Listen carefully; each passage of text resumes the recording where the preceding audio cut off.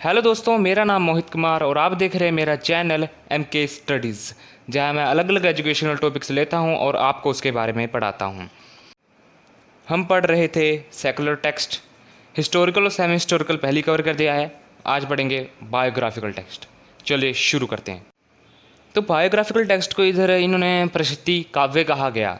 अब क्यों कहा गया? क्योंकि उस वक्त के जो राइटर होते थे वो अपने पैटर्न किंग्स पर बायोग्राफी लिखते थे। अब पैटर्न किंग्स कौन से होते हैं? पैटर्न किंग्स वो होते हैं मतलब कि एक व्यक्ति हो गया, एक इंसान हो गया, वो संगीतकार, कलाकार या फिर कोई डांसर हो गया, उनकी मदद करे धन से, उसे पैटर्न्स कहते हैं। अब पैटर्न किंग्स क्यों? क्योंकि उस वक्त राजाओं के पास बहुत सारे संगीतकार होते थे, कलाकार होते थे, उनकी पूरी कोर्ट बनी हुई थी, तो उन्हें वो धन से सहायता करते थे जो राजे होते थे, तो इसलिए उन्हें पैटर्न किंग्स कहते हैं। अब इसे प्रसिद्धि काव्य क्यों कहा गया? क्योंकि अब जो ये राइटर थे इन्होंने मतलब कि किंग की ग्लोरिफिकेशन दिखाई है, किंग की बहुत तारीफ की है, बढ़ा चढ़ा कर आप कह सकते हैं। हम इसे पूरी जेन्युइन हिस्ट्री नहीं कह सकते, ये तो बात साफ है, लेकिन ऐसा भी नहीं कह सकते कि हमें इससे कोई इन्फॉर्मेशन नहीं मिलती। हमें इससे बहुत सारी इन्फॉर्मेशन मिलती है, पर हम इसे जेन्युइन हिस्ट्री नहीं कह सकते। तो चलिए पढ़ते हैं। पहले ऐसा कौन सा था राइटर जिसने अपने पैटर्न किंग पर लिखा? पहले है हर्षचरिता, एक बुक का नाम है। किसने लिखा? बनभट्टा ने। किसने? बनभट्टा ने। किस पर लिखा? On the life of pattern king Harshvardhan in 620 AD में लिखा हर्षवर्धन की लाइफ पर। उनके कौन थे वो? पैटर्न किंग थे। क्यों थे? क्योंकि वे इनका धन से सहायता करते थे, वो हो गए पैटर्न किंग।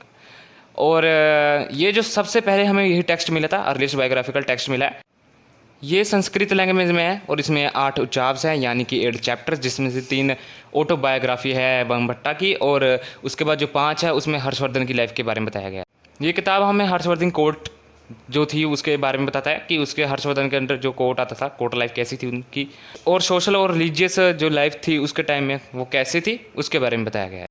आगे है वक्त पतिराज की किताब गौड़वाहो, जिसमें उनके पैटर्न किंग वशवर्मना जो थे कनुज के रूलर, चंद्र रूलर कनुज के, और उनकी जीतों के बारे में पूरी डिटेल्ड डिस्क्रिप्शन दी हुई है।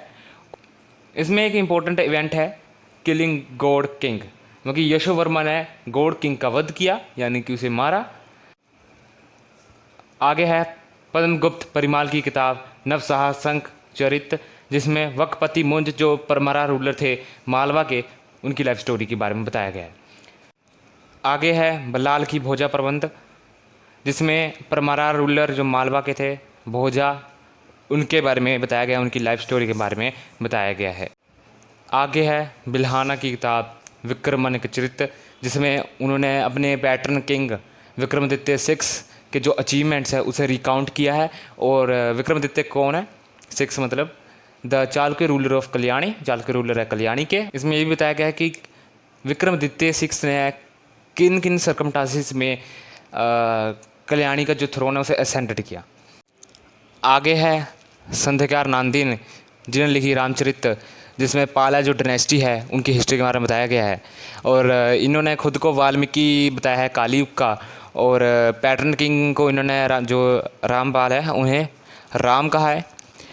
तो इसमें क्या है कि इन्होंने इतनी एक्स्ट्रा ऑर्डिनरी वे में लिख दी है ये किताब कि जो रामायण है उसके सिमल्टेनियसली है, मतलब उसके वे में ही लिखी है। जैसे रामायण में राम थे वैसे ही इसमें रामपाल को राम कहा गया है, जो पाला डायनेस्टी के रूलर थे। तो इस टाइप की जो कविता होती है, वर्स होती है, पोइट्री होती है, इसे दवसरे काव्य कहा जाता है, जिसमें 2 मीनिंग मिलते हैं। फिर आती है हेमचंद्र की कुमारपाला चरित्र, जिसमें जो कुमारपाला जो चालुआ रूलर है अनिल वरा के, उनके बारे में, उनकी स्टोरी के बारे में बताया गया है। दव्यसराय काव्य ये भी है जिसमें 2 मीनिंग होते हैं। और इसमें किंग की स्टोरी तो बताई है। जो पैटर्न किंग है कौन है? कुमारपाला, चालुआ रूलर ऑफ अनिल वाला। किसके पैटर्न किंग है? हेमचंद्र के। तो उनकी स्टोरी बताई गई है। बाकी इसमें संस्कृत जो प्राकृतिक ग्रामर है उसके रूल्स बताए गए हैं, और इसकी लैंग्वेज भी संस्कृत और प्राकृतिक है, मतलब इसमें ही लिखी गई है किताब। फिर है जय सिंह सूर्य की किताब कुमारपाला भूपाला चरित, जिसमें कुमारपाला जो चालुक्य रूलर हैं अनिल वारा के, उनके बारे में किताब है। फिर आती है आनंद भट्टा की किताब बल्लाल चरित, जिसमें बल्लाल सेन की स्टोरी है, जो सेन रूलर थे बंगाल के। फिर आते हैं चंद्र बरदाई, जो कोइट पोइट थे और फ्रेंड थे पृथ्वीराज थर्ड के, जो चौहान रूलर थे शकंभरी के। पृथ्वीराज रासो, इन्होंने फर्स्ट किताब लिखी और फर्स्ट एपिक हिंदी लैंग्वेज थी, मतलब पहली हिंदी लैंग्वेज जो एपिक लिखी गई थी।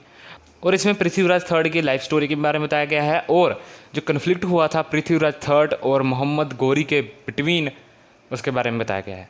आगे है जयंत की पृथ्वीराज विजय, जिसमें उन्होंने पृथ्वीराज थर्ड जो चौहान रूलर थे उनकी जो स्ट्रगल्स है उनकी पोइटिक डिस्क्रिप्शन दी है, यानी कि कविता के रूप में लिखा है एक तरह।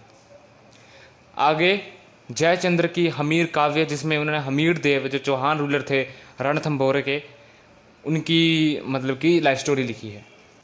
आगे last biographical text Rajnath second, Achyut Raja भयोदया, जो अच्युत देव राय थे तुलावा रूलर ऑफ विजयनगर, उनकी लाइफ स्टोरी के बारे में इन्होंने लिखा है। तो ये सब जो पैटर्न किंग्स पर उन्होंने बायोग्राफी लिखी है, कईयों ने तो अपनी ऑटोबायोग्राफी भी ऐड की हुई है। तो ये थे बायोग्राफिकल टेक्स्ट। आगे हम देखते हैं कि हमें फॉरेन सोर्सेज से क्या क्या मिलते हैं। तो आगे बढ़ते हैं। फॉरेन सोर्सेज, जो इंडिजिनस सोर्सेज थे उनका जो कमी है, जो इंडिया से मिले हैं सोर्सेज हमें, उनकी जो कमी है ये फॉरेन सोर्सेज पूरी कर देते हैं। ये हमें मदद करते हैं कि जो हिस्ट्री है उसे कैसे क्रोनोलॉजिकल लेके आना है, और हमें बहुत वैल्यूएबल इन्फॉर्मेशन मिल जाती है फॉरेन सोर्सेज से, जो आए इंडिया उनसे भी, जो नहीं आए इंडिया उनसे भी। जैसे हेरोडोटस, किरियाज, प्लिनी, जस्टिन, ये सब कभी इंडिया नहीं आए पर इन्होंने इंडिया के बारे में लिखा है।